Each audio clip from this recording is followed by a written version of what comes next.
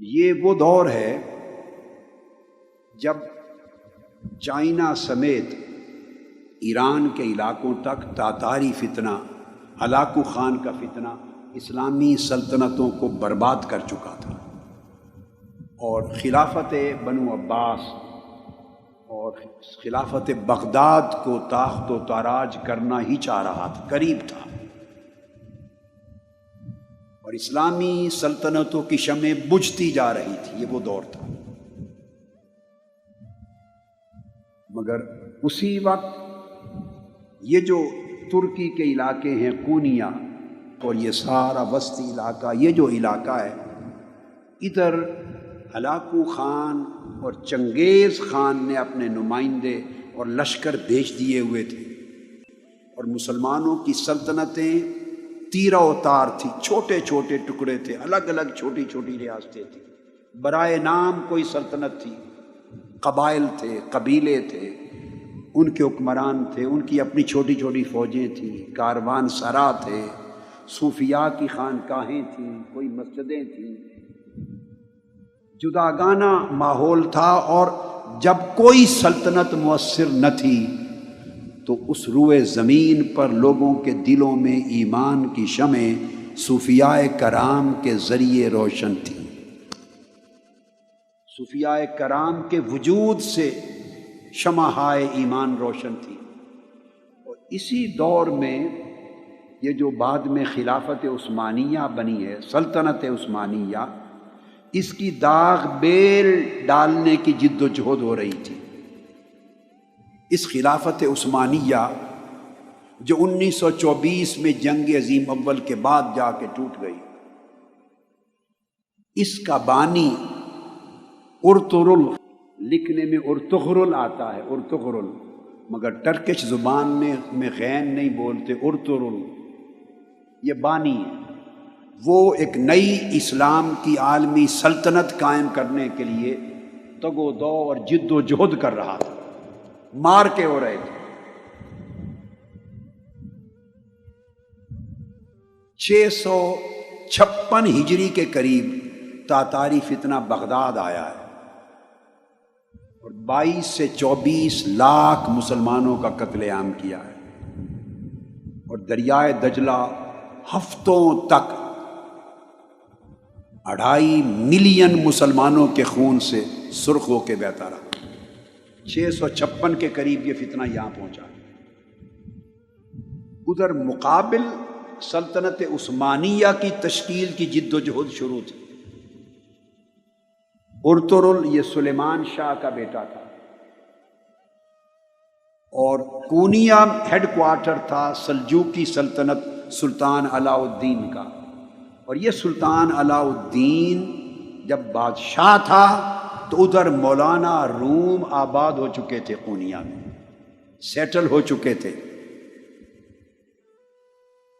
یہ جو سلطان علاء الدین تھا سلجوقی، اس کی بھتیجی حلیمہ سلطان، اس کی شادی ہوئی ارطغرل سے، جس کو اردو میں لکھتے ہوئے ارطغرل بولتے، ارطغرل سے ہوئی۔ اس کے 3 بیٹے ہوئے، اس کا چھوٹا بیٹا، اس کا نام تھا عثمان۔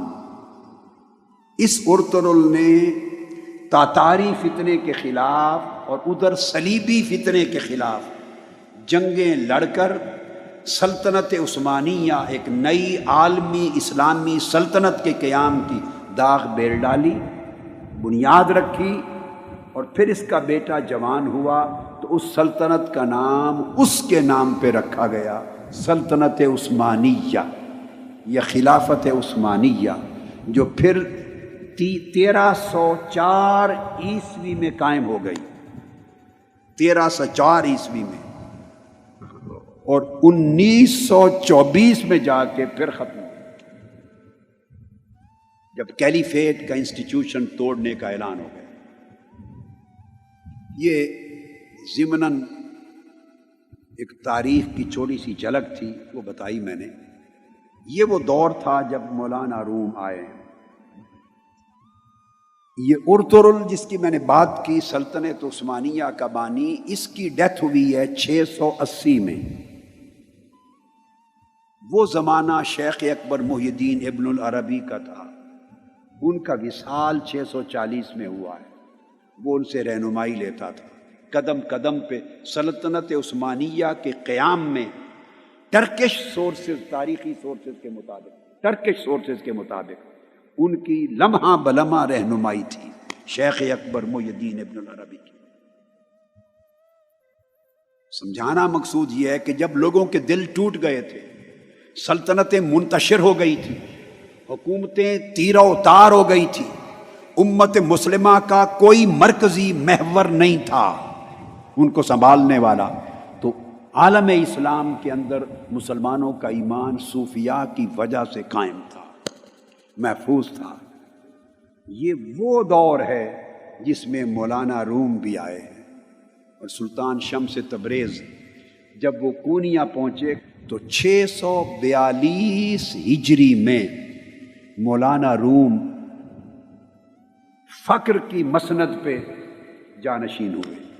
مولانا روم کی وفات 672 ہجری میں ہوئی اور پیدائش 604 میں ہوئی، 604 ہجری میں۔ اب آپ کو آسانی سے، تاکہ زمانہ سمجھ میں آ جائے آسانی سے، مثال دے دیتا ہوں کہ حضور سیدنا غوث العظم شیخ عبد القادر جیلانی رضی اللہ تعالی عنہ کا وصال مبارک 560 ہجری میں ہوا۔ تو حضور سیدنا غوث العظم رضی اللہ تعالیٰ عنہ کے وصال کے ٹھیک 44 برس کے بعد مولانا روم کی ولادت ہوئی، پیدائش۔